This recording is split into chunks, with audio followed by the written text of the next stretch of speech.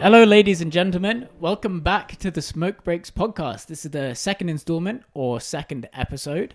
I am Kyle, your co-host. Joining me on the couches today are your other co-hosts, the boys. Say hello. Hello. Hello, the boys. It is Ben and Andy, as per usual, our residents, I suppose. So I think before we get into anything, I say we really need to explain what the Smoke Breaks podcast is, because being absolute amateurs at this, we just decided like we were just going to completely push that to the side and just go straight in with the topics. So I guess Like both of you, dry. yeah. So I guess both of you just kind of explain what Smoke Breaks means to you. Smoke Breaks for me is an opportunity to talk about music with good, intelligent people. That is way more That's intellectual than hella mine. deep, bro. Yeah, that's hella deep, bro. Well, people with like no musical background, because I prefer talking to people without musical backgrounds with music, because when I've talked to other musicians, they can be very stubborn, and it's like, okay, well, you're a dick. Yeah, my initial thought was I always find that I find a lot of new artists and discover a lot of new music when I would go outside for a 5-minute smoke break. So with a podcast where we're going to be speaking about music, I thought, if we're talking about new artists, then maybe it's like going outside for a quick smoke break. Yeah. I feel like on top of that, I'm gonna see that I just blew smoke into Yeah, the exactly. Yeah. yeah. I feel like it's kind of like both what you said, but at the same time, like if you think about like every time you've ever had like a smoke break, or like if you're in a club and you go out for like a ciggy or some fresh air, or you go to go get another drink at the outside bar, it's an opportunity to just like talk with your friends, have a moment of sort of like respite that isn't full on. And at the same time, like if you're by yourself, you're just in your room, or you're like on a balcony somewhere, like you just have a cigarette, a joint, whatever, you like lay back, you listen to some music, or someone's got some music on, and you just sort of hone in, and it's like your 5 minutes. It's like, it can feel like your little, it's your me time. It's your little bit of the day where you get to, you don't have to think about anything else in that moment. You're just like, this is a new artist I found, haven't had the time to listen to them, so I'll give them a try now when I've got nothing else to think about. Yeah, it's always one of those, like, because I use Spotify, it's always one of those things. You'll get up in the morning, you're going to work or something, and then like you'll open up your Spotify, you're going to like your usual playlist or something, and it will like flash up like, oh, new out from, Joji, The Weeknd, whoever, like new single, new album. Like this morning, I don't even listen to gigs, but he's had a new album out this morning. Oh, sick! I didn't realize. And so that's just like a stream of songs that I'm like, oh, because it recommended it to me. If I'm going to bed, if I'm driving, if the drive is going to be like half an hour or something, if I'm going to pick someone up, or I'm just going to town to like go and buy some shit, like I'll just put it on.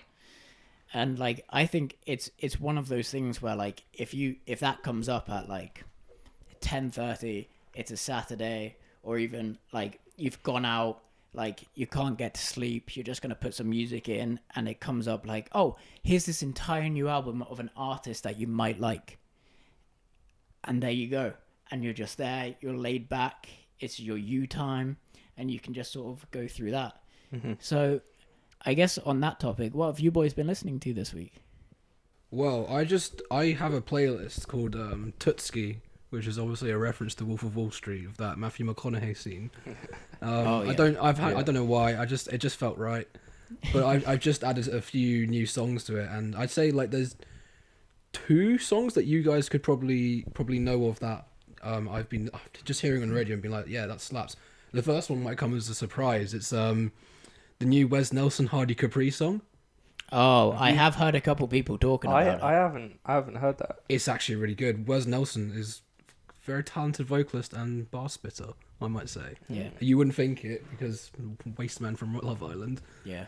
But yeah, he's got the hips though. Yeah, he can If move. I remember right. Yeah. He's got the tango hips. Oh, it's what Wes from Love From Love Island. Love Island. Really? Yeah, where's Remember, he Nelson? was with, And clocked on. Who was it? He was with Laura. Megan? And Laura and Megan. Yeah. Laura and Megan. Yeah. Yeah, Because yeah. didn't he started a band with some of the other people from it, and they went on X Factor, didn't they? The thing is, Yeah, it was him and who's the girl that was going out with Sam Thompson from Zara McDermott. Yeah, Yeah. it was them two and two others that I think were from Love Island. They made a group together for X Factor. I think they did all right, but they clearly didn't win it.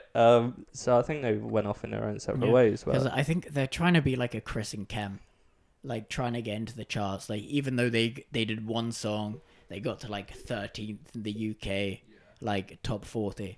Like they're all just trying to like diversify themselves and be like, oh, I'm not just this like image, like cookie cutter sort of good looking person that's just going on and like looking like a dick. Well, talking about the charts, it's actually number 6 in the UK top 50 Spotify charts at the minute. Who's number 1 at the moment?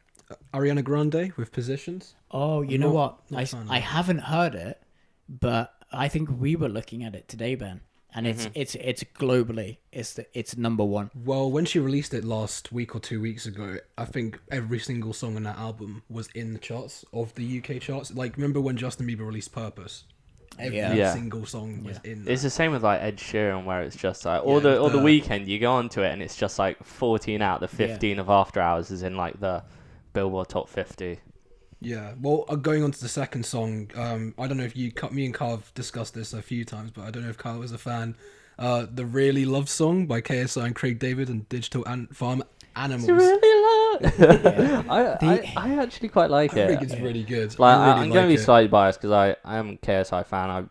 I've watched him for years. It's kind of just like a childhood thing when just thinking about FIFA and you think about content, you think of him instantly. I think he's made a good transition to making not serious music because it's not, but it's music where people that aren't fans of his YouTube could hear it. Well, it was kind of the same thing when we were talking about Joji in the last episode, where he's no longer making music where you have to be a KSI fan from YouTube to enjoy. You're just like, oh, who's this guy making a song with Craig David? You're like, oh, he's good. Keep Up. It's not Sweaty Balls. It's not Hesky Time. Hesky Time. Yeah, it's not that. Yeah, well, that's. I think I saw an interview with him on Jonathan Ross, and he said that Emanike was the one who wrote the song. Oh, he was the lyricist for it. Yeah, Emanike is he's mad talented. Very talented guy on one of the big hits of the year, Head and Heart. He's had with Joel Curry. I think he didn't. That song beat KSI song with Nathan Dorr. Yeah, number 1. It did. I think it did. Because that was number 1 for a good 5-6 weeks. It's ironic you say that as well because Really Love. Did it get number 1 or not? I think it was number 1 for like I a don't day. know. Really, just quick. I think because he got an award for it hitting number 1. Even if for a split second it's number 1, you get some sort of BBC Radio 1 plaque to acknowledge it. But I think it's sort of like I don't even know how to describe it. It's just like almost like it looks like slate sort of thing. Yeah, and it's like a carving. But if it's number 1 for like a week on the Friday where they count it, it's gold. Oh, really? And if you get like, it would have rarely happened, but I'm pretty sure I've seen one where if you get 10 weeks at number 1, you get like this glass one, and it's like this tempered glass, and it's meant to be like a diamond, sort of like the YouTube diamond. Yeah. How long was the weekend at number 1 for with Blinding Light? Do you guys know? He must have like a triple diamond one from BBC. That must have been. Yeah. I think Spotify wise, he was like 26 weeks at number 1 globally. So I think Spotify have that sort of dish that they give you once you hit 1 billion streams. Yeah. But I think he was the fastest person to hit 100 million, 500 million, and 1 billion. So I don't know what sort of awards they dish out for that. It's kind of hard nowadays with number 1s as well because obviously in the UK, number 1s would be categorised as the song that at the end of the week on BBC Radio 1 is the number 1 song for that week. Yeah. But nowadays with streaming platforms, a lot of people may count that as the top of, I don't use Spotify, so whatever it's called, maybe the Hot 100 for that week. Or with Billboard, if you get a Billboard Hot 100, if you're number 1 for that, a lot of people would count that as as big of an accolade as having the number one Oh, yeah. BBC Radio 1. So it's kind of hard nowadays. Yeah. There's a lot of different... Some genres do better with Billboard rather than BBC One. I think for the last, it's like 18 months or so, they've actually incorporated geographically streams as purchases. Yeah, So I think they have a certain amount of streams counts as one single purchase. Yeah, so I think it's every 100 streams is a single purchase, and then every 100 single purchases through streams is an album. So basically 10,000 streams is an album purchase. Yeah. Which, if you put into perspective, like a song that absolutely slaps worldwide is getting 300 million streams regardless. That's like 300,000 album sales. Which is, what is gold 100,000 sales? Gold's 100,000 and I think platinum's 250. And then it's every 100,000 after that is platinum 2, platinum 3, platinum 4. Because have you noticed when you buy... Something I've noticed in the past, and I thought, it's pretty smart from artists. When you buy merch from a lot of artists, you'll get a T-shirt plus a copy of the digital album. It's the digital album, so it counts as a sale. Which must count as a sale of the album. Yeah. Because they're giving it... I swear this was a big problem with the Nicki Minaj-Travis Scott dispute over the Billboard, because Nicki Minaj was like, I need to get a number one, and she got number 2, and she was so pissed off about it because Travis Scott Sicko Mode went to number 1 because of all the merch, the Astro World merch. And you know the Astro World merch it sells out that stuff goes for like resale. Like that stuff is more valuable. Like that stuff would have sold out in like 20 seconds. You saw people. I saw clips of Travis Scott obviously had his McDonald's meal. People, I saw TikTok or whatever it was. whatever it was called. I saw clips of people. They obviously had posters outside McDonald's in America that would say the Travis Scott meal, and people were going and stealing the posters from the outside of the McDonald's because they knew that they'd be able to sell it on websites because they're only limited, and it's obviously related to Travis Scott. So he has a lot of pull when it comes to this. The uniforms that they were wearing as staff members, they would sell, the staff would like, sorry, my Travis Scott uniform broke. Can I get another one? And they'd sell it for... They'd resell that as well. I don't know what sort of like polyester this is, but it shrinks so much. Oh yeah, and also just for the final song as well. I don't know if you guys have been hearing. It's a Miley Cyrus song, Midnight Skies. I haven't heard it. I think I've heard it. I like that. I think it slaps. It's got like a nice 80s production to it. Is that from an album that she's brought out, or is it it's just coming single? very soon. Oh, okay. Coming very soon. She's been doing a lot of covers online lately. I can't remember what one it was, but you reminded me. She's done an Arctic Monkeys one before though. Why'd you only call me when you're high? Yeah.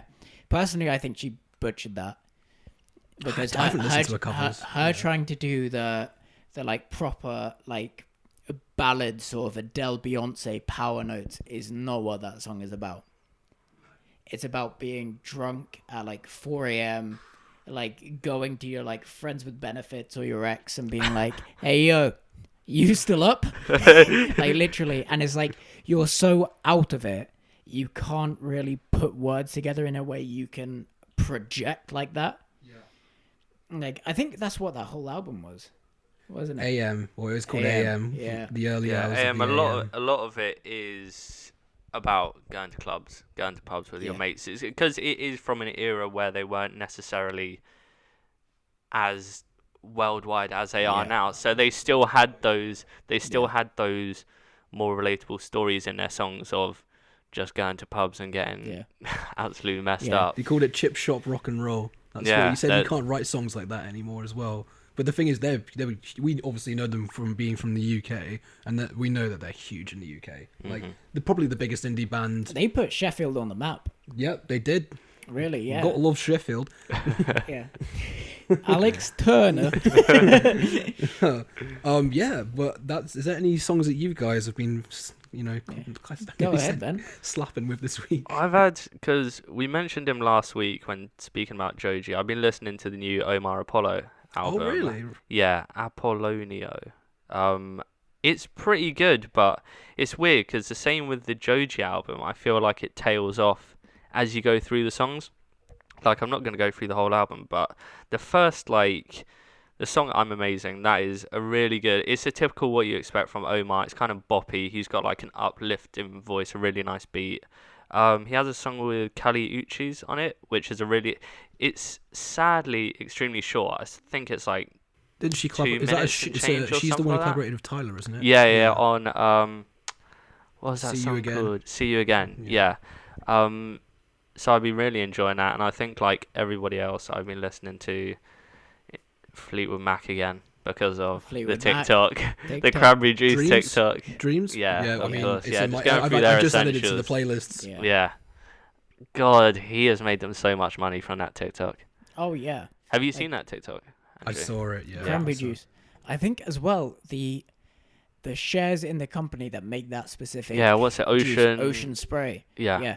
I think it was something like 95% their shares went up it since went the up TikTok some came out. stupid amount of money based off. They make like cranberry juice, orange juice, apple juice, like every sort of fruit People juice took you could pictures of imagine. shelves in the US where there was no gone. cranberry It was ocean breeze, gone. and that's literally just from one guy vibing on a longboard listening But to he's Fleetwood Mac. done a few things. He's done a few crazes. Yeah, Like he really gets on it, and people just love him because he's just like this. He's good vibes He's only. in his Yeah. 50s. He's just going down the motorway on a skateboard, just vibing. yeah, It's it's just incredible. that like not caring or looking worried about anything when there's quite a lot going on in the world at the moment. He's Yeah. just like, I don't could really get care. hit. I could get hit by a car. Yeah. I'm just gonna sip some fucking But- cranberry juice. yeah, exactly. But yeah, anything else you've been listening to? Let me have a look. Nothing really stands out. A lot of it's just been stuff that I typically listen to, like whilst I'm at work. Obviously, a bit of the Tiny Meat Gang, TMG, Sophia, which is a great song. I'd really like a new album out by them, and I think we're gonna have an episode focused on music YouTube. recently brought out Yeah. by YouTubers. So I'm not really gonna speak about Noel Miller's Yeah, new EP. EP. I think we'll Yeah. save that for another one. But Yeah. not really much else Yeah. recently, to be fair. Well, I've been sort of being much more of a EDM fan, G House, just all sorts of like really up and at 'em music, drum and bass. What's everything G-House? Like that. G House. We'll get into that because I have been listening to the new Tchami album that came out a couple of weeks ago. How Which- did I forget Yeah, I that? literally just rinsed it before we went on the How did I podcast. Oh forget shit! that? No way. Yeah. Yeah. So. That wasn't planned. Yeah. Yeah. What a weird segue. Oh, weird coincidence. But yeah, Tchami came out with I think it's his first like It's his serious first album. studio album. Yeah, studio album. So it's called Year Zero. It came out.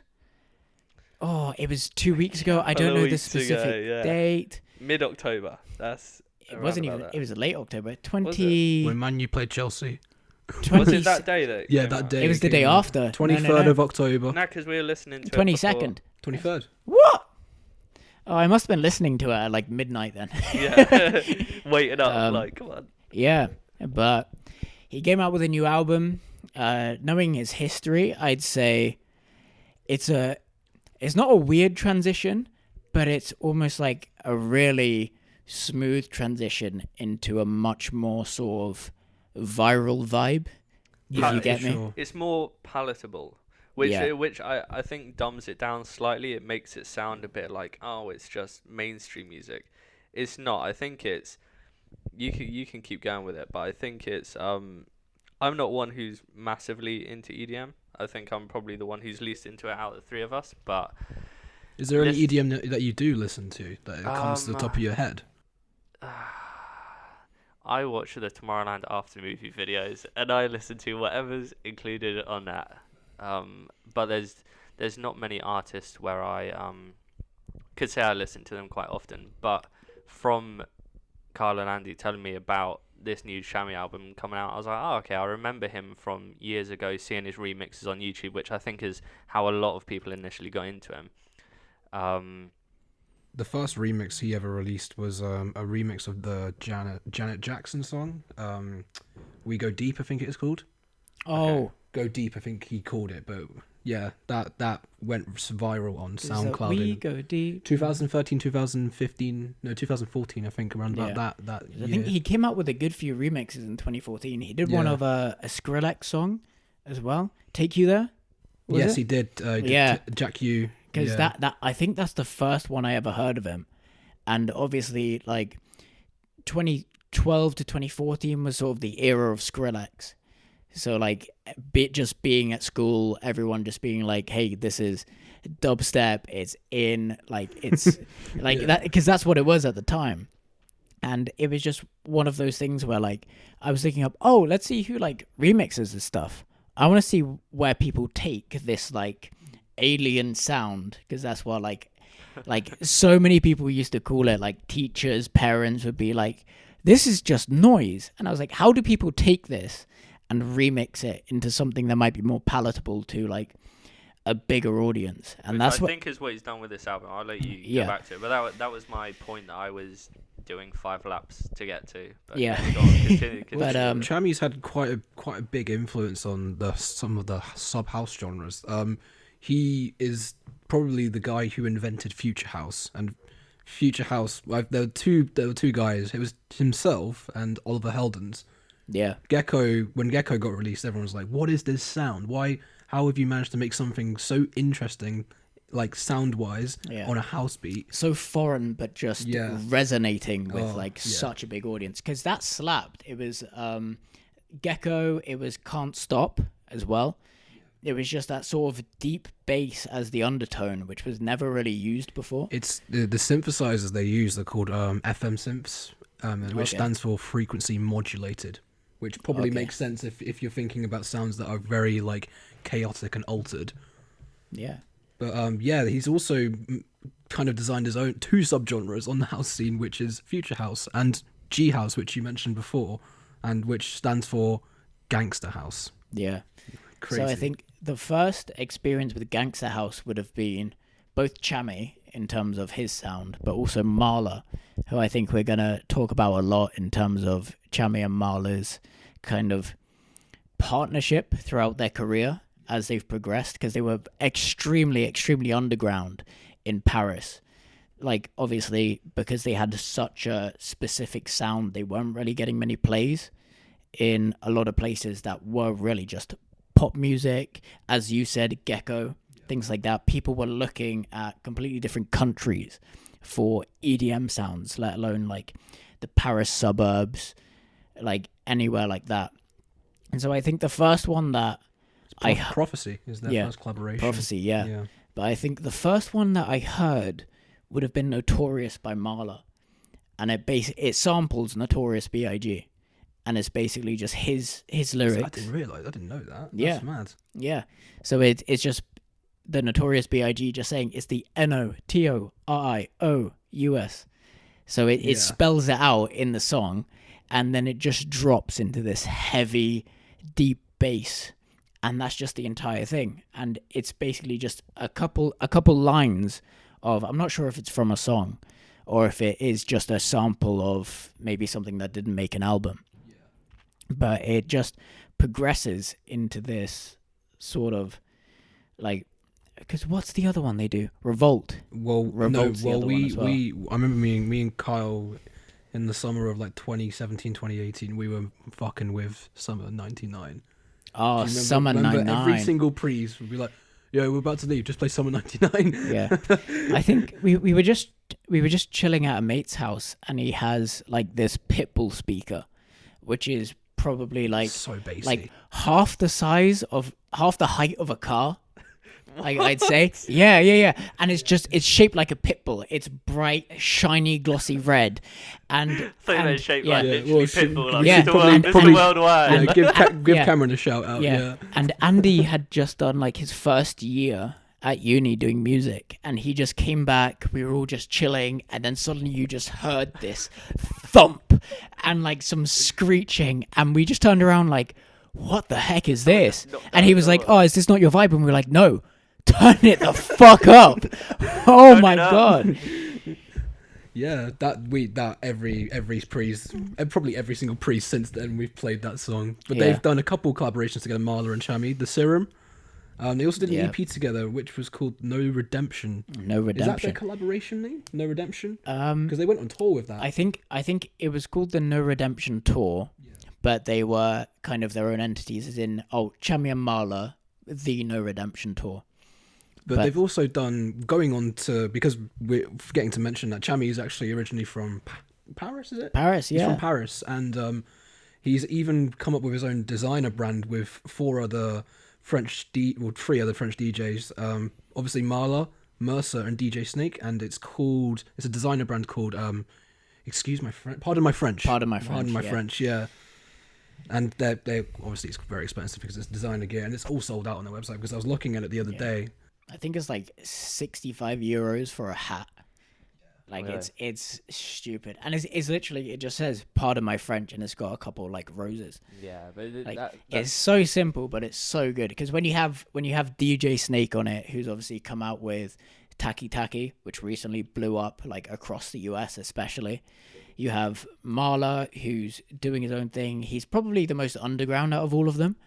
And then you have Tchami, who has come out with, obviously he was in the movie We Are Your Friends. Yep. And he had that remake. The remix You Know You that Like he did It. for like 3 or 2 years prior. You Know You Like It, the Aluna George remix. Yeah. And that popped off. Even though we knew it, it's gotten 37 million streams at the minute, very and it close fit to the 38. film so perfectly. Oh, So yeah. I remember watching that film, and if you haven't seen it, it's about a DJ who's played by Zac Efron, and he's kind of trying to make his own sound, and he brings out a song that kind of blows up a little bit, and he manages to get a set on stage at a festival. No, that's a different film. XO. That's a that's Netflix film called XO. It pops get off, and then mixed he manages to get a slot at Coachella, Yeah. and then he ends up like binning off the DJ, and then just goes on stage, Yeah. headlights himself. Yeah, but it's I a really, completely it's a mixed really, up. really, it's a. I They're the quite. only two DJ Yeah. films I watched, so I just get them completely mixed up. I quite like the film, but the end song at the end of We Are Your Friends is so shit. Oh He's yeah, like, it's the one he makes with all is the this winds and stuff like that. Yeah, it's Yeah. just him sampling like a snare with like him a shot. What is it? One of those guns that the nail gun. Yeah, a nail gun. Yeah. What? Where it's like a Yeah. Yeah. Yeah. It's him like running in the street when you go for a sprint. You hear like the leaves on the trees. Yeah, and it's just yeah. like so edgy. Yeah. Yeah. Well, But it's kind of crazy. Just that song blew up after that, but it was out a couple of years before, and I guess it just needed Zac Efron and Emily Ratajkowski to bring it Give into a like little nice to bump, bring it yeah. into the pop scene. Mhm. But yeah, it's crazy because that was what 4 years ago now. That movie. it was a while. Must It be was a like while ago. 2015. Yeah, Something like that. 2015, 2016. It's before I went to uni, so I remember that. Yeah, but I just love the that scene that everyone knows, like even if they haven't seen the movie, where it's Zac Efron going 128 BPM BPM, scene, yeah, the the BPM. rhythm of the heart. To be honest with you, I'd say it's actually quite inaccurate because I've talked about this with DJ Nelson, and he always goes on about the BPM. Your heartbeat will match the tempo It syncs when it, you're moving. It actually gives you a good like short lesson, that film, about Yeah, making music and worrying about the BPM, and you see it kind of like him going through that story. It goes from like nobody being in the crowd whilst he's just playing at this party, and then just he builds like- it up, he gives the whole story, Yeah. and then it goes to yeah, just and you just need that one person that like brings himself which into the luckily crowd. is Emily Ratajkowski. Yeah. Just- He just starts I vibing. just need to mention that it's the day after bonfire night, and it's the weekend coming up, so you might hear a few bangs and pops Yeah. in the Yeah, background. There's some loud ass fireworks Yeah. going on. I think So people do- hadn't do- realised it was Guy Fawkes' night last night. Yeah. They must They have didn't- some they didn't leftovers. realise- Yeah. Yeah, they didn't realize there were more important things like a podcast going Yeah, on. exactly. We should But- have told the entire island. The entire island. Yeah, Hey, sorry, guys. just put this thing on pause Yeah. for like, I don't know, 3 hours. Yeah, That'd be just give us a great. break, Yeah. On the topic of French artists, though, the French artists have had quite a significant impact on the electronic dance music scene. Well, we can talk about, for example, one of the pioneers. They've even got their own subgenre called French house, which is basically the idea of you taking samples, you sampling different songs, and it basically you make your own beat, and then you sample, say, like a song. Like, for example, I don't know what the name of the song is. It's really bugging me. It's that song that the music sounds better with you. Oh, Yeah, that guitar bit sampled. That that beat sampled, that vocals sampled. It's all sampling and making it into some like nice sonic fusion of house. I think that genre is probably one of the main reasons. Sampling is more normal now to have samples in your songs, even if you're a huge artist, like the biggest artists that are gonna be on the top 50 every single week. 99% of them are gonna have samples in it, which was it hasn't been a normal thing.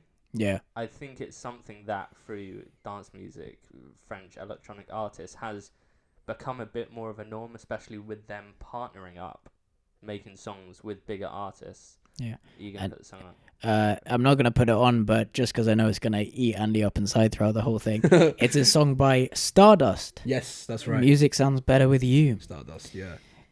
One of the big artists that come out of the electronic dance music scene, probably before we were even born, was Daft Punk, who sample Absolute like legends. motherfuckers. Yeah. Absolute legends. Even like we all know the song "Harder, Better, Stronger," and even that was a sample. And then so it's a sample, and then Kanye sampled the sample.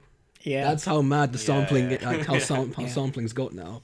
It's quite crazy how they've had Around the World as well, which has been used. They have stayed relevant for so long. They've stayed pretty relevant. They produced adapt well. they produced a lot of the Starboy album. Yep. They've Obviously, also I done Can't Feel It Coming. I Feel It Coming is Songs like such a that, good. yeah. That's my Starboy favorite song. is- Yeah, Starboy. favorite song of the album. The Yeah. song Starboy as well. They did Get Lucky with Pharrell Williams as well. Yeah. They've done they kind of disappeared for a few years and then just decided, hey, Hey, do you wanna You want top 5 tracks? do you want a couple number ones, because we're kind of getting bored of Yeah. being rich and doing nothing. Yeah, we ran out of money. Let's Yeah. let's add some more again. But they haven't released an album in 7 years. Yeah. Random Access Memories was the last one, but one man can hope they'll come up with one very soon, Yeah. probably next year, I imagine. But Yeah. we can't talk about French music without mentioning David Guetta, David Guetta. David he's pretty Guetta. popular, isn't he? the Ghetto Blaster himself. Yeah. I mean, he's another guy who adapts to the times. Yeah. I mean, I'm asking you guys, what is the earliest song that you can remember as like probably a kid? The one that stands out to me was When Love Takes Over, Yeah, Kelly Rowland. Kelly Rowland. Yeah. And God. That's not even when we were kids. I think we were like, I was in primary school. well, that means I was in primary school. We were, yeah. So what, maybe 10, 11? Yeah. God, I mean, I'm going to have to look his that up. discography is huge. But he's how old is he now? He's 52 years old. Yeah. He's jacked for 52 years old as well. Have you seen any of his Instagrams? No. Oh my God, Yeah, he is. He's Yeah. been enjoying quarantine. He's been getting wound. Yeah. Well, there's we can go through like some of the albums. He's done Pop Life, which had a few Lovers Gone with Chris. Yeah. It's not Chris Brown. It's another guy called Chris something, but that hit off as well. Yeah. He had what's the one with Teo Cruz? Oh, don't. That's gonna annoy me. Go Little Bad Girl. Yeah. That's This is really nostalgic. Just It is thinking really of the nostalgic. names. But I think the album that made him, well, his breakthrough album was One Love, which had When Love Takes Over with Kelly Rowland. Yeah. Didn't he do Memories of Kid Cudi. Kid Cudi? Yeah. I was I'll go about through to some say of it. his features. Chris Willis is the guy I was thinking Yeah. of. Getting Over You, he did a sample of that. I can't remember what the sample is. Sexy Bitch. Sexy Bitch. bitch. With Akon, Hello. Yeah, he has a Akon. song So with that- Cudi, song with so Will I Am, who's song that with chick? Rihanna. Yeah. Who's that chick with Rihanna? Yeah. So that means When Love Takes Over must have been 2009. I just seen here as well. This album with 2011. He co-produced. Sorry. One More Love He was co-produced 2011. one of the biggest songs of that decade. I Got a Feeling.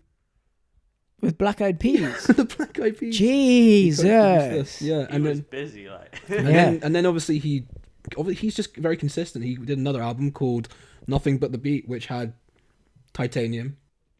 Oh. Okay. Where Them Girls At? Is that just a phrase or one of the songs? One of his songs. Yeah. Remember, Hey, it was Where forget Them about the podcast. Where Where them girls Where at? Them Where Girls are the At. girls Because I at? see fireworks. But yeah, that was with Flo Rida and Nicki Minaj. Yeah. He also did He's done a couple with Flo Rida. hasn't Sweat. Remember Sweat with he? Snoop I just Dogg? wanna make you sweat. Yeah. Yeah. Yeah, and then after that he did Lovers in the Sun, but I'd say that's so inspired by Wake Me Up by Avicii. Everyone was like, that's just Yeah. like so Avicii. Because that was when EDM... R.I.P. man. Yeah, R.I.P. That's heavy. But even going from that, When Love Takes Over, like his collaboration with the Black Eyed Peas, and then let's take it into the more recent years, Like I Do Yes. with oh, Brooks. God. Yeah. Like that is, if you told someone, oh, here's When Love Takes Over, here's Memories with Kid Cudi, and here's what he's gonna be doing in 10 years' time, you'd go, what the heck is this? What is this noise? There's hardly any. I guess again it's sampled, but the pitching it up. He's collaborating with Brooks, who's kind of an up and coming. Am I right to say he's Swedish? Brooks is Dutch. Oh, he's Pretty sure Dutch. it's Dutch, Oh, yeah. so close. But just Whenever you say a DJ, just say, oh, he's probably Dutch. He's It's probably like Dutch. Tiesto, He's Martin European. Garrix, Heldens. They're Yeah. all Dutch. Yeah. Every single they've got, DJ. there's something going on in that diet that makes Yeah. them musically Yeah. creative. Something in the water. I think Yeah. it's something we're finding with these French electronic artists that they are showing that they're extremely adaptive. Over the years, you can see when you're talking about Tchami and with David Guetta, they've had to change over the years and adapt to what people are currently listening to. Not dumbing their music down to appease to the audience, but still have the music that they like making, but change it, you know? Wait, what? What? Nothing. Nothing. Oh yeah. Also, two other French DJs that we know of is Martin Solveig with remember okay. the earlier song I remember is Intoxicated. Hello. Do you remember Hello? Hello. Dun dun dun dun dun dun dun dun. Oh, dun, I dun. just came to say, Yeah. yeah. And then obviously Yeah. Intoxicated. Intoxicated slapped. Yeah, and DJ Snake. Well, because he's a French DJ. Yeah. Yeah. I thought you were saying the song was with DJ Snake, No, and I was no, like, no. no, it wasn't. Yeah. No, it wasn't. Crazy The French guys are they are some good ass musicians and DJs, Yeah. man. It's kind of strange how they're all sort of into with the exception of, I guess, Christine and the Queens, Oh, in terms of like relevant, popular. Like they're all very focused into really feel good summer anthems. I mean, Tilted is such a chilled song, and also Girlfriend is. I've only listened to maybe 2 or 3 songs of Christina and the Queens, but I know a lot of my musician friends are huge fans of her. She's a dancer, singer, writes her own stuff as well. And I think I was one of the old people who used to work at my dad's place. She introduced me to Christina and the Queens. She's like, have you heard of Christina and the Queens? And the reason why, because she also sings in French and English, is the way that she pronounces her English words that can kind of sound kind of hooky, if that makes sense. Yeah. So it just kind of catches you a bit. You're like, ooh, I like the way you said that, because obviously the French language is very sexy. Yeah. So when she starts speaking English, you're Yeah. like, oh, Ooh. you got me feeling some type of way. Should we talk about one of the new songs that came out literally yesterday? And I know we can't stop talking about him, but I mean he's just kind of a guy, you know, just releasing. he's just kind of Just a he's a guy. good guy. He's a really His nice name's guy. Abel Tesfaye. Is it Abel? Abel Madonna Tesfaye. Yeah. So Kyle, do you want to talk about that new song that Yeah. remix? Actually, should I say? Yeah. It's a remix. So Abel Madonna Tesfaye is of course The Weeknd. So over the top. Yeah. Yeah, he was born on. No. But The Weeknd is just absolutely releasing anything he can. He's obviously come out with, I think a month or so ago, his song with Calvin Harris. And now he's kind of, I think it's safe to say he's reached out even further with his collaboration with Maluma on a remix of Hawaii, where Which, let's just say, it was already a big song from Maluma. We're not taking it away from him and trying to say it's a Yeah. song by The Weeknd. It was a Weeknd yeah. featuring on it. But I yeah. mean, in most ways, I think if you look at the Instagram following, Maluma has something like 54 million followers on Instagram, and The Weeknd hasn't What? even hit 25. Yeah, it's that. Which again, 25 mil is a it's ridiculous not number. shabby. It's But when you think in our perspective, The Weeknd is massive. How many number ones has he had? How many platinum albums? But from the Spanish perspective, The Weeknd's quite small. The last couple of years has been insane for Spanish artists. I'm not going to say I'm any expert on it, but when you see like Bad Bunny, who has been, I think, are they Spanish or are they South American? Because I feel like maybe let's say South American. Or it's probably South Latino music. Latino, I think it's good. Latino music. I don't know I think they might have a specific genre that they called. So yeah, I just wanted to mention something about the beat in Hawaii. It's that beat that goes. And basically, it's known as a tresillo rhythm, which tresillo translates to in Spanish as triplet.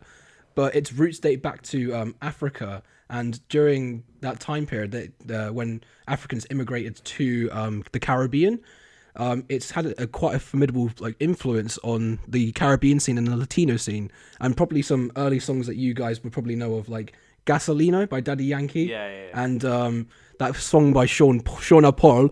What's that song? The Temperature. What's that song called? Temperature. Temperature. Yeah, that Sean early. Sean Paul has had some bangers over. Shauna Paul uses it. I can't stop saying it. He must be one of the most still relevant. He's Jamaican, am I right? Is he Jamaican? Is he? For some reason, I'm thinking Brazilian. But I think he's Jamaican because he's based in London. Probably making up. Because you know how London's got a big Jamaican community. Yeah. I want to check this actually because I'm pretty certain he's Jamaican. Yeah. He is Jamaican. Yeah. God damn. And also, it just came up as well. Sean Kingston's American Jamaican. Yeah. Remember Sean Kingston? Yeah. Yeah. So Beautiful Girls. Oh man, that's so.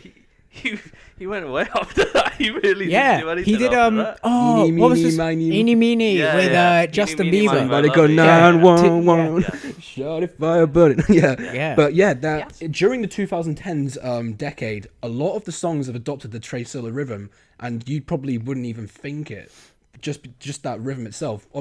Shape of You, dun dun dun dun. Tresillo rhythm. Oh, sorry, hell. the beat in the drop is tresillo. It does that, and also Rockabye Baby. Another one which really surprised me was John Legend's All of Me or All of You, I think it's called. All of Me. All of Me. That piano, the rhythm of the piano is a tresillo rhythm, and I can't go without mentioning the fact that probably the biggest song of one of that decade as well.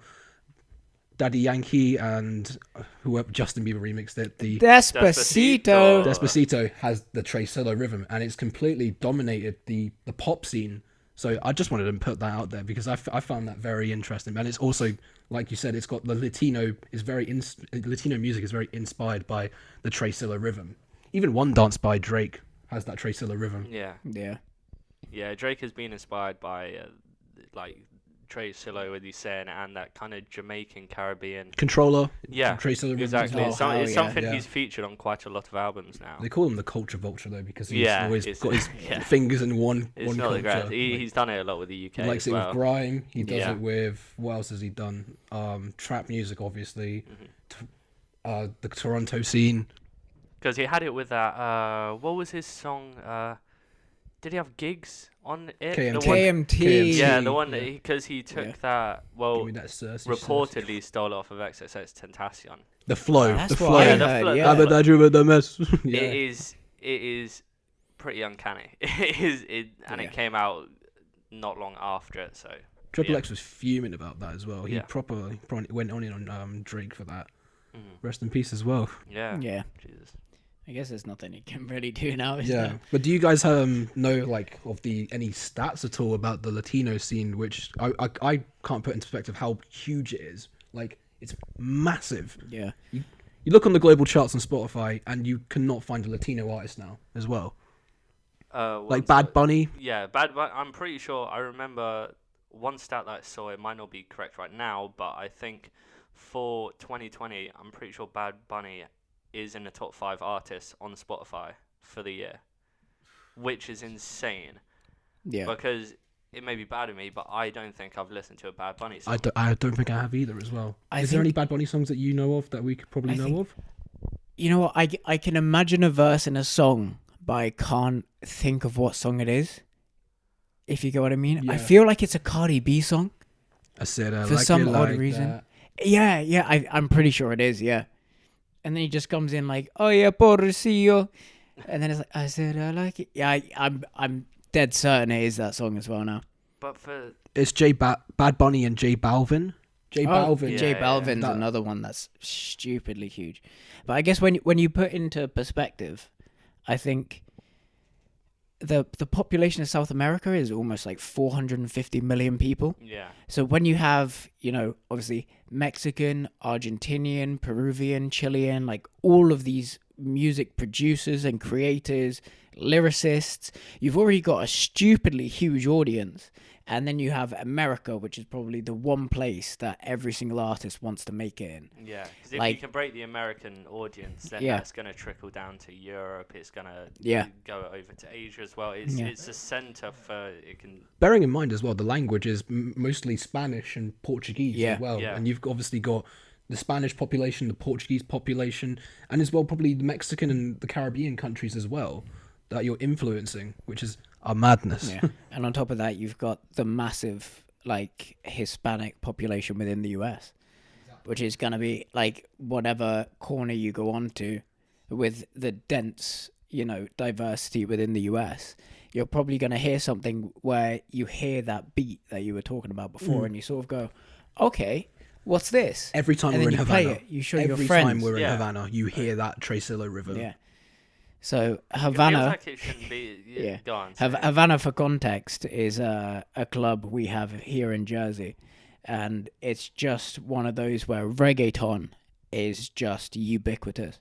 Like you go in, every 4 out of 5 songs are gonna have that beat you were talking about. The Yeah. Tracillo, did you say? Yeah, every time Gasolina comes on, everyone gets loose. Yeah. Especially the Portuguese Yeah. community. Every time you because they know all the lyrics to Gasolina.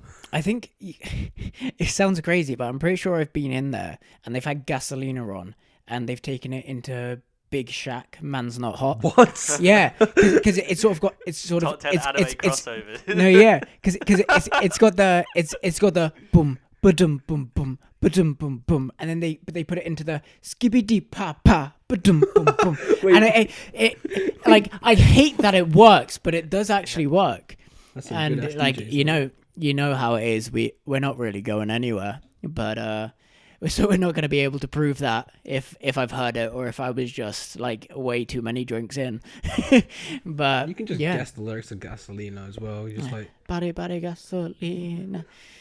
is there any other Latino songs that you guys can recall that has like popped off besides like Despacito, Well, Gasolina? You know what? When I was like learning Spanish in school, Despacito was quite a big song in South America already.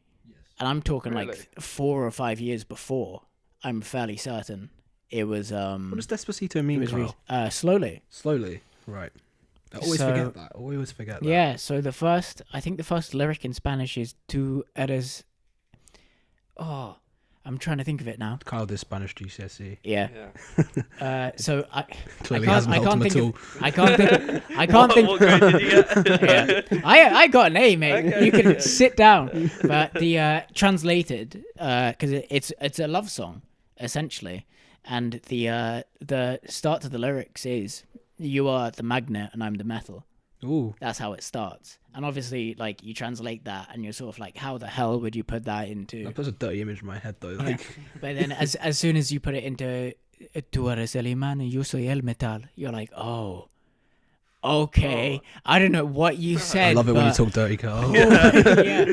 Then you actually hear the lyrics, and like, oh, okay, it's just the Yeah. lyrics are quite similar to most other songs you normally hear. Yeah, I think it's just the only thing I'd say with like Latina music is whenever you've tried to teach me any Spanish and we read lyrics to songs on YouTube, the lyrics feel much less like they're trying to hide what they're trying to say. It feels yeah. a lot more they're hitting the nail on the head with stuff I that guess they're saying. it's- If it's- it's about it's a not- love song, they're not trying to cover it with these It's like it's not less PG. It sounds metaphorical though. Like you said, Yeah. it sounds like it's in your face, but it was also very metaphorical. yeah, like, they do keep the yeah. metaphors, but I feel like in a lot of English music, you could be like, oh, is this even a love song? And then it's like, oh, if you watch a Genius video about it and then Romeo, go through the take lyrics, this me actually somewhere means we this, and can you're be like, alone.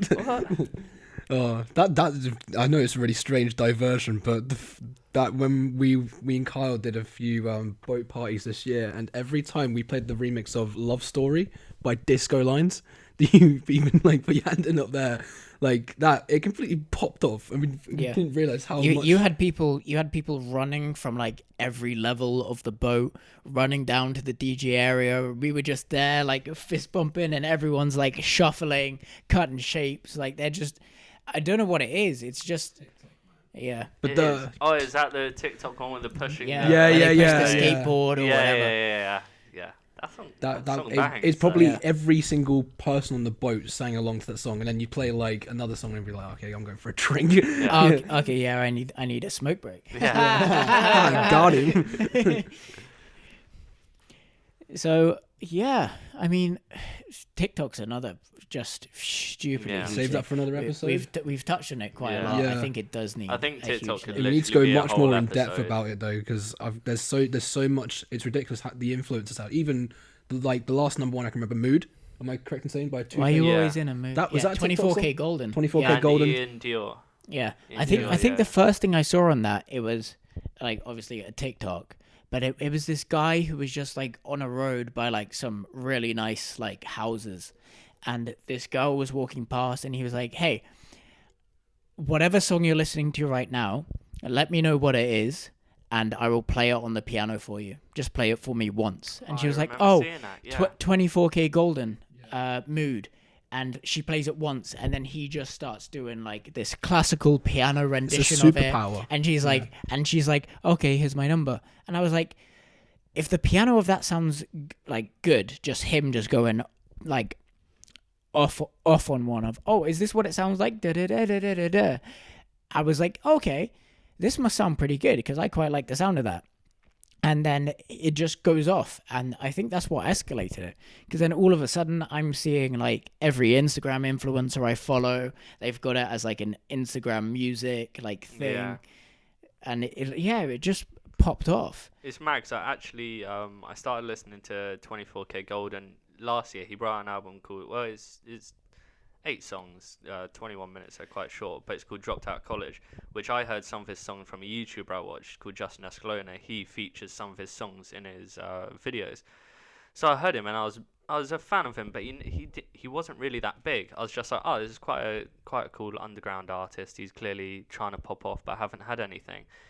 And you end up having a realization of, you go onto TikTok, you hear a song and you're like, is that who I'm... Is that it rings in your head? You're like, oh crap, that's somebody I've heard before. Yeah. Go, you find him. You're like, oh, he's blown up. He's had his moment. Yeah, I don't want to say like the modern day, but obviously being quite like looking at it from a YouTube perspective, like the number of songs we would have found like just watching FIFA YouTubers, like Keys and Crates. You know the song that goes dum dum dum dum dum dum dum dum. And then you've just got there's a song called Android Porn. Yes, I know. But you'll know this. You'll know the song if you heard it. Dun dun dun dun dun dun. Yeah. See, as soon as you hum it, you're like, of course. How didn't I know that? It's because it's called Android Porn. You can't go without saying Rick Astley's never gonna give you. Do you remember back in the old days of YouTube? Rick have those prank videos to be like, oh my god, woman gets hit by a train, and then it cut to. Hey, that's not old school. That still happens now to people. Does it actually? Yeah. Like if you watch, it's funny now when it happens because you laugh. You're not pissed off. Can I just say, I hate to brag, but when I was watching Foo Fighters at Reading, they brought him out, and they did a really like grunge cover of "Never Gonna Give You Up."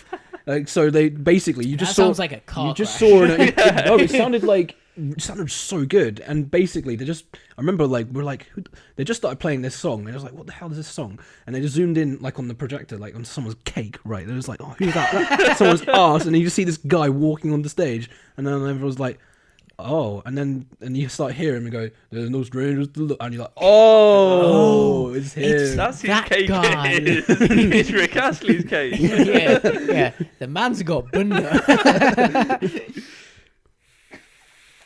Where do we go from there? Yeah. Oh, that's a very good question. Yeah. Should we call it a day? Yeah, I think that's a pretty good note to end it. Yeah. Cake. So, Rick Astley's Cake. Rick For anyone Astley's who ass. hasn't listened to Year Zero by Tchami, give it a listen. Oh, yeah, cool. highly Let us know recommend. what you think. It's one of those albums you can just like binge in a gym. Yeah. I'd say.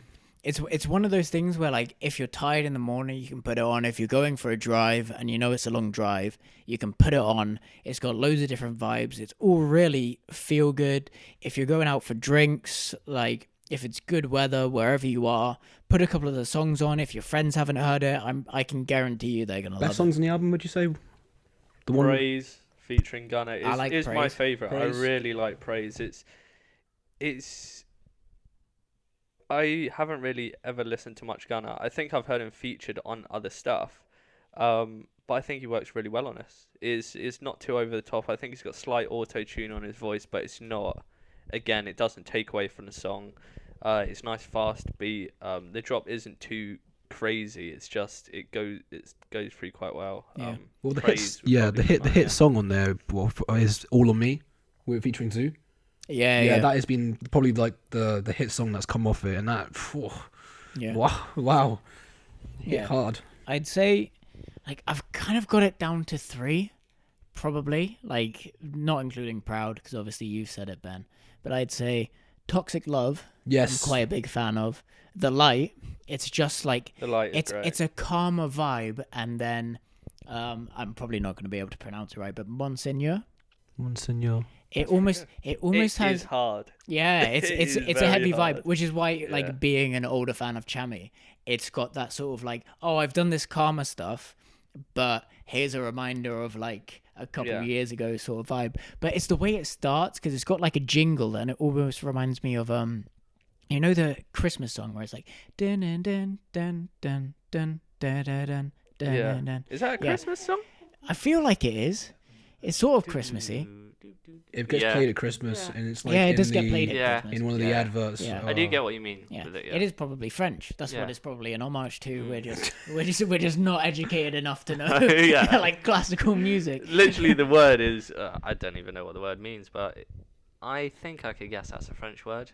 Yeah, Monseigneur. it would make sense. Let me get up the Google Translate Yeah, real go on. quick.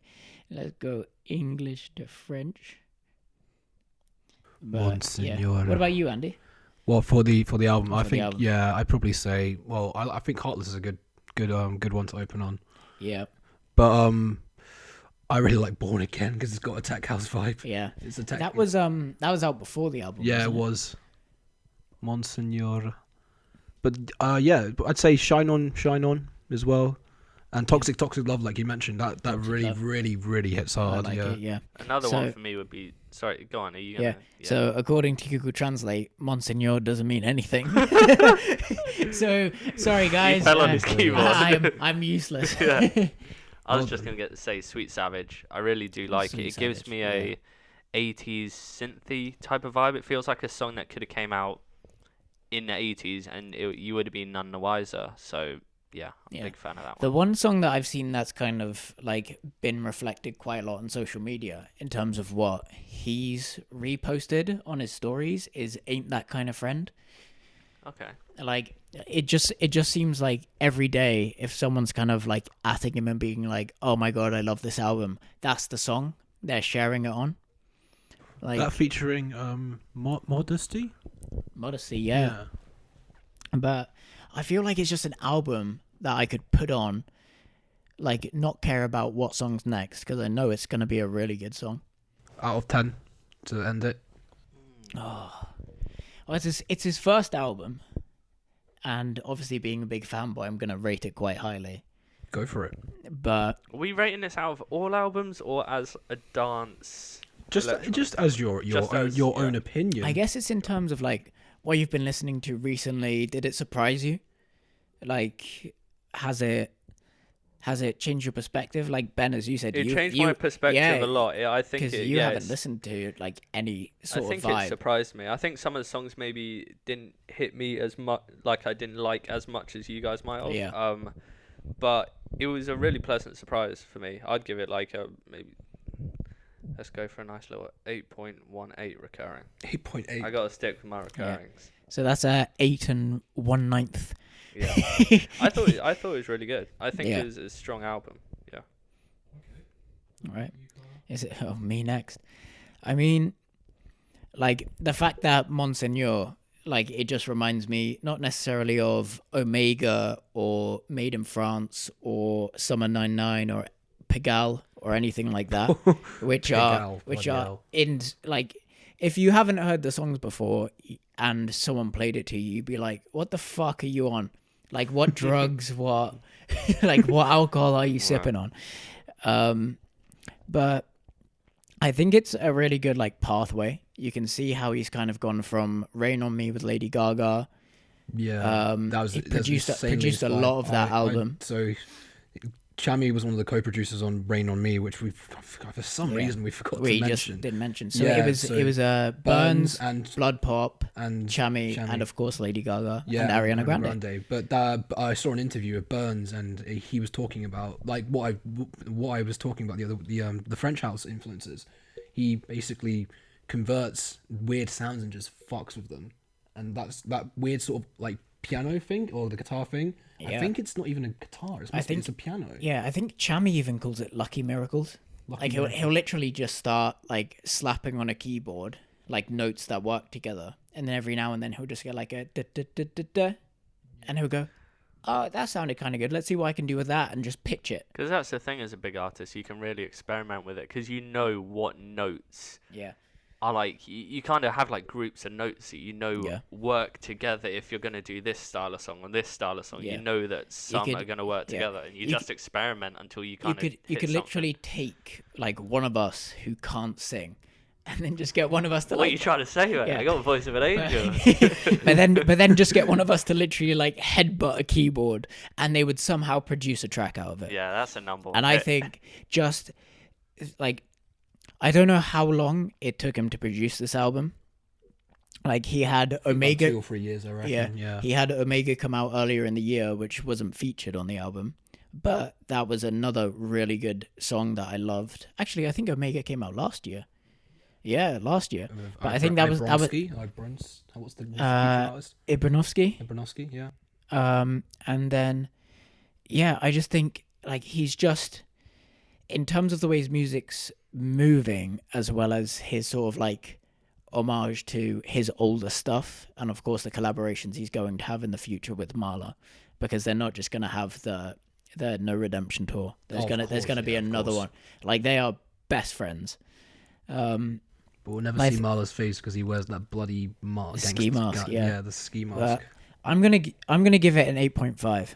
Okay, fair. Because I feel like if it was an album full of like it's impossible to have sort of like Made in France's, Pigalle's, Summer 99's all in one album, because they are one and done. So you can't try and recreate that sound and expect people to go, okay, yeah, I vibe with this as much as I did with the one that came out. You want variation with the album. You don't want it all to be like maybe number one hit. You want it to have. He clearly probably has some type of story that goes through this album. He'll have different periods where he's going through different styles of creation. Yeah. Well, but I'd say a solid 8.5. For me, I'd probably give it a 7 because I'm very strict with my rating. Okay. Yeah. I gave it 8.1 for your recurring. I think that's a bit high. I think it's just because it surprised me so well. Sorry, I'll go 6.97 recurring. Oh, that's a big drop. No, because I obviously I'm being strict. 7.47 recurring. In a way, I'm kind of, like I said with the last podcast we did, Joji I gave 7.5. Like I said, Joji's album I'd say is better than this album. However, I still think this is a good album. I'm not saying it's terrible. It's just I'd give it a 7 because obviously it is very much house music, and I'd love to hear Tchami maybe go on to try different types of house music. Maybe he's done, for example, there's a few genres. We've got French house or tech house, G house, future house. He hasn't really done future house in a long time, so he's kind of gone away from that. So just for like context, what would you give as a 9 out of 10 or a 10 out of 10 album? Just so everyone can sort of see what the bar is. Because 7, considering I've given it an 8.5 and Ben initially gave it an 8.1 recurring. Then I gave it a 6.97. 6.97. But I've ended on a 7.43. What would you like, let's say we're all very big fans of The Weeknd. What would you I'd have say given Trilogy After by The Hours? Weeknd. I give After Hours an 8.5. Okay. Yeah. My like 9.5 above would be like a Trilogy by The Weeknd. A Trilogy. If I counted that as one album, that's one of those upper echelon like god tier albums to me personally. That's 8.5 to a 9, I'd say, probably for me. But like, I struggle to rate a perfect album. Yeah. Really. I don't Actually, think there is. in my opinion, the perfect album that I've actually heard is Kids See Ghost. It's amazing. It's actually flawless. It's at least a 9 for me. Yeah. The only issue is it's too short. But that's why I think it's so perfect though. It's so hyper focused. There's no time for like messing around with like, oh, just add this little section in because we need to make more minutes. And it's like, no, let's fucking get on with it. Yeah. Make 25 minutes or half an hour of music and just fucking nail it. And Kanye and Kiddy just nailed it. Oh, it's such a good album. everything you'd waited for. Let's not go on too much of a tangent with it, because I think we could literally spend Well, half an episode speaking about. We can set the Kids See bar, I Ghost. guess, for what people can expect, as in our standards. So I mean- Ben, what would you say is your 9 out of 10, 9.5 out of 10? I would album? put Kids See Ghosts and Trilogy up there as 9 pluses. I'm not sure exactly Okay. what it'd be, but I'd put both of those definitely above a 9. Yeah. Everyone says as well, I feel so fucking guilty for saying this, but I've not listened to it all the way through, is Kendrick's To Pimp a Butterfly. Oh, And everyone That's a considers great that a album. this perfect is album. extremely embarrassing because I haven't either. Yeah, well, I And think we're that's doing maybe a something we I can talk have, about. but yeah, I'd say that's an 8.75. Everyone talks about how it's Really? a Yeah. perfect That's album. Recurring or You know. But yeah, let's see. What would my But my favorite album of all time? I don't know if you guys listen to Foo Fighters at all. yeah no? I Yeah, don't so really. my favorite album is Wasting Light, which was released in 2011, and it's just it's old now. it's such a Yeah. good album. I'd say my bar for like just albums in terms of the experience of first listening and just getting chills throughout and just how heavy it was would be Psychodrama Oh, by yeah, okay. Dave. Psychodrama is a That was- fantastic album. That was a roller coaster, but it was something where it had ups and downs. It discussed mental health. It discussed family issues. It was talking about going away, It's vibing. extremely real. It's like raw. Yeah. He Which- doesn't like beat around yeah. the bush with it. He's not Which scared the- to Yeah, tell the truth. and the next album's coming out soon. You didn't say Um, something with AJ. AJ's got a new album, and Dave's got a new album coming out soon as so well. Steal the Bag 2 by AJ Tracy is coming out very soon, and Dave's unnamed second album will be coming out soon as well. So whichever order they come out with, We will listen to those. I'm pretty sure we'll be talking about at least Dave's. Yeah, most definitely certainly. Dave's, yeah. But Secure the Bag 2, AJ Tracy has actually set up a WhatsApp number which is completely automated, but he's released the track list. I see a lot of artists doing that now, where you Yeah. can kind of text them and it adds a bit of like, Yeah. oh, I'm getting to speak to the artist. I'm getting this exclusive content and information early. But there's 9 or 10 tracks on the album, and he said, send me the number of the track list or the name, and I'll surprise a couple people. So I actually have that on a WhatsApp with a No link way. to the website, Love which if we play will get shut down heavily. Yeah, Um, he'll be out but for like. I feel like once the album comes out, this is going to be a premise, and we can talk a bit more in detail as to which song I picked as well. And obviously go a lot more in depth with that. But I guess until then, this is the end of the second installment of the Smoke Breaks podcast. And we will see you guys in the next installment. Ciao, adios. Catch you later.